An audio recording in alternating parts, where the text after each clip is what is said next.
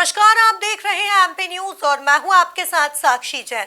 लोकसभा चुनाव का शंखनाद हो गया है। मध्य प्रदेश की 29 सीटों पर भाजपा ने सभी 29 उम्मीदवारों को उतार दिए हैं। कांग्रेस ने अभी 10 ही सीटों पर टिकट घोषित किए हैं। बची हुई 18 सीटों पर कांग्रेस कल यानी 19 मार्च को अपने प्रत्याशियों का ऐलान कर सकती है।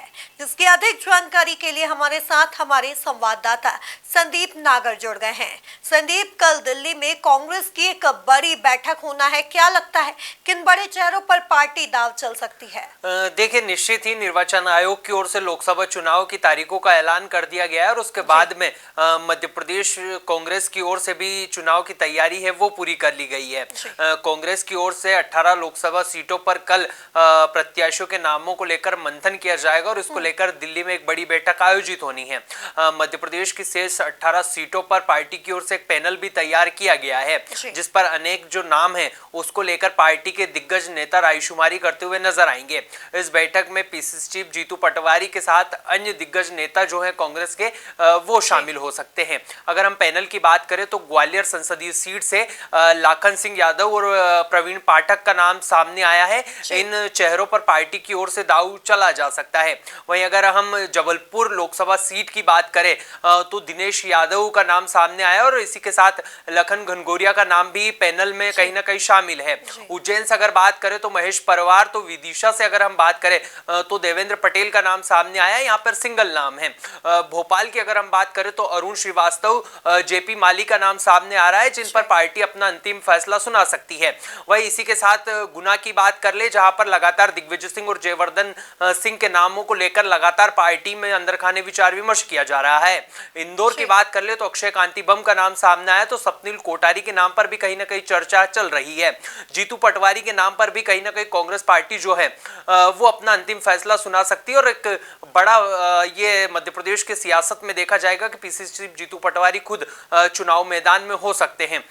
वही अगर हम खंडवा की बात कर ले तो खंडवा पे सुरेंद्र सिंह शेरा का नाम चल रहा है, तो मुरैना लोकसभा सीट पर भी लगातार पार्टी के अंदर खाने चर्चाएं चल रही है और सत्यपाल सिंह सिकरवार का नाम यहाँ पर सबसे पहले लिया जा रहा है। राजगढ़ से प्रियवत सिंह के साथ साथ रामचंद्र दांगी और चंद्र सिंह सिसोदिया का जो नाम है वो पैनल में कहीं ना कहीं सामने आया है। तो ऐसे में हम कह सकते हैं कि पार्टी की ओर से तमाम जो 18 सीटें बाकी है उनको लेकर कल दिल्ली में विचार विमर्श किया जाएगा और उससे पहले मध्य प्रदेश कांग्रेस की ओर से इन नामों का जो पैनल है वो तैयार किया जा चुका है और अब अंतिम फैसला जो है वो दिल्ली दरबार से इन नामों को हरी झंडी मिलती हुई नजर आएगी। अब देखना यह होगा कि पार्टी अपना जो अंतिम फैसला है वो किस प्रत्याशी के रूप में देती है और किसको भारतीय जनता पार्टी के तमाम 29 प्रत्याशियों के सामने चुनावी दंगल में उतारती है।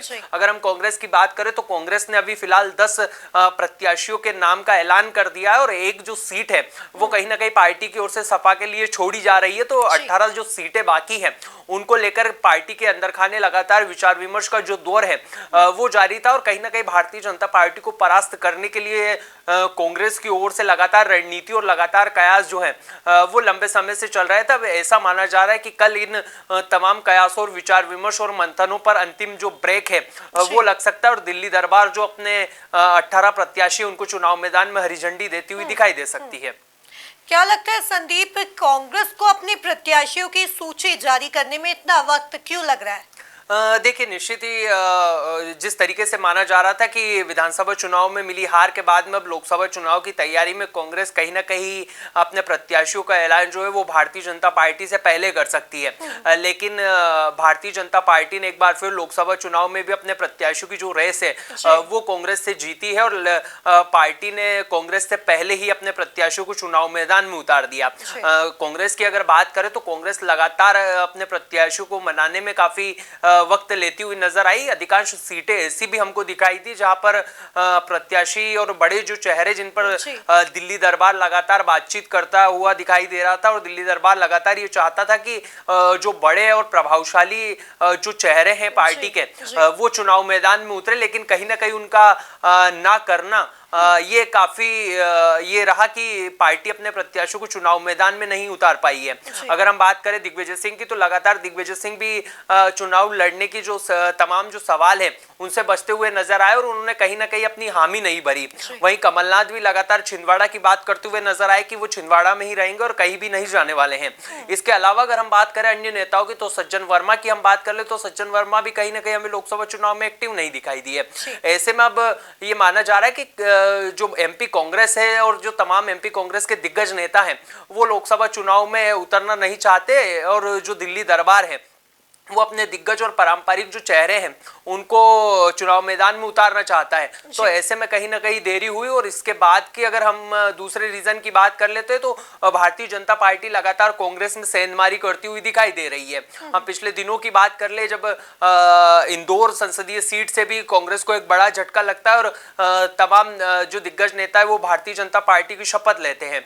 उसके अलावा हम छिंदवाड़ा की बात कर ले, हम पूरे मध्य प्रदेश के अलग अलग लोकसभा सीटों की बात कर ले, अलग अलग जिलों की बात कर ले जहां से कांग्रेस को लगातार झटके मिल रहे हैं। और कांग्रेस के पूर्व विधायक समेत जिन पर पार्टी दांव चलने वाली थी लोकसभा चुनाव में वो लगातार कांग्रेस से किनारा कर भारतीय जनता पार्टी की सदस्यता ले रहे हैं। तो ऐसे में कहीं ना कहीं पार्टी को और ज्यादा परेशानियां सामने देखने को मिली। ऐसे में भारतीय जनता पार्टी के जो प्रत्याशी उनके सामने और जो चुनौतियां हैं वो कम होती हुई दिखाई दी, तो कांग्रेस पार्टी के सामने चुनौतियां बढ़ती हुई नजर आई।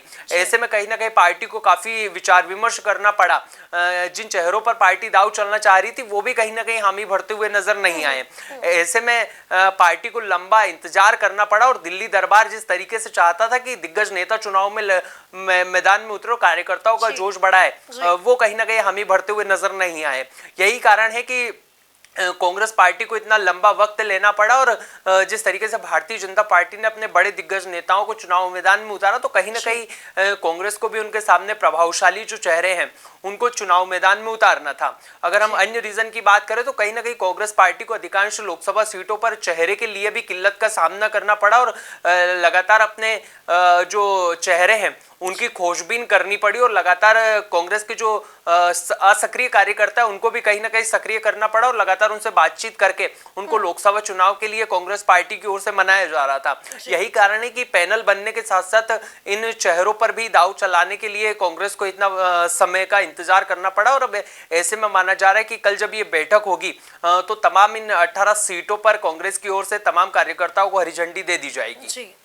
संदीप, भाजपा के मिशन 29 को टक्कर देने के लिए कांग्रेस ने अपना क्या नया प्लान बनाया है और क्या पेतरा आजमाने वाली है? देखिए, अगर हम कांग्रेस की बात करें तो कांग्रेस लगातार लोकसभा चुनाव में भारतीय जनता पार्टी को रोजगार के मुद्दे पर, महिला के अत्याचार के मुद्दे पर और वादा खिलाफी के मुद्दे पर घेरती हुई नजर आ रही है। जिस तरीके से पीसीसी चीफ जीतू पटवारी लगातार भारतीय जनता पार्टी पर आक्रामक दिखाई दे रहे हैं, उससे अब ये माना जा रहा है कि कहीं ना कहीं लोकसभा चुनाव में कांग्रेस अपनी युवा टीम के साथ और पूरी युवा जोश के साथ चुनाव मैदान में उतरने वाली और भारतीय जनता पार्टी को रोजगार के मुद्दे पर कहीं ना कहीं पार्टी घेरती हुई नजर आएगी। कहीं जिस तरीके से भारतीय जनता पार्टी अपने राम मंदिर के निर्माण के बाद में इसको चुनावी एजेंडा बनाकर वोट खींचने की ओर अग्रसर है, तो वही जो कांग्रेस है वो इसके सामने एक प्रभावशाली मुद्दे को सामने रख सकती है और भारतीय जनता पार्टी पर तमाम वादा खिलाफी, जिस तरीके से विधानसभा चुनाव में जो वादे पार्टी की ओर से किए गए थे उनके सामने अपने मुद्दे रखकर लोकसभा चुनाव में उतर सकती है। अगर हम अन्य रीजन की बात करें तो लगातार महिलाओं के जिस तरीके से शोषण हो रहे हैं उनको लेकर भी कहीं ना कहीं पार्टी कांग्रेस पार्टी की ओर से भारतीय जनता पार्टी पर आक्रामक रूप अपनाया जा सकता है। वही केंद्र सरकार की जितनी अनियमितता है और जितनी योजनाओं का लाभ वंचित लोग कहीं ना कहीं जिनसे दूर हैं उनको भी पार्टी एक्टिव कर घेरती हुई नजर आ सकती है। तो वही हिंदुत्व को लेकर भी कांग्रेस पार्टी एक बड़ा मैसेज जो है वो मध्य प्रदेश के लोगों को दे सकती है। कुल मिलाकर देखा जाए तो कहीं ना कहीं भारतीय जनता पार्टी अपने तमाम प्रभावशाली चेहरों के साथ साथ जो पारंपरिक चेहरे हैं उनको चुनाव में एक्टिव करती हुई दिखाई देगी और भारतीय जनता पार्टी के सामने लगातार अपने जो मुद्दे हैं, अपने जो कार्यकर्ताओं की जो सक्रियता है उसके हिसाब से पार्टी आगे बढ़कर लोकसभा चुनाव में फतेह करने की जो रणनीति उस पर काम करती हुई हमको इस वक्त दिखाई दे रही है।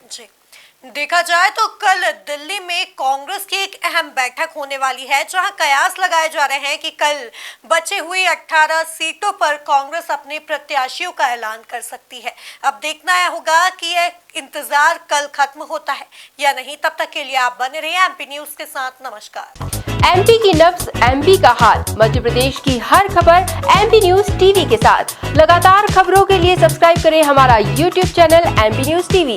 लेटेस्ट अपडेट्स के लिए बेल आइकन दबाना जरा भी न भूलें।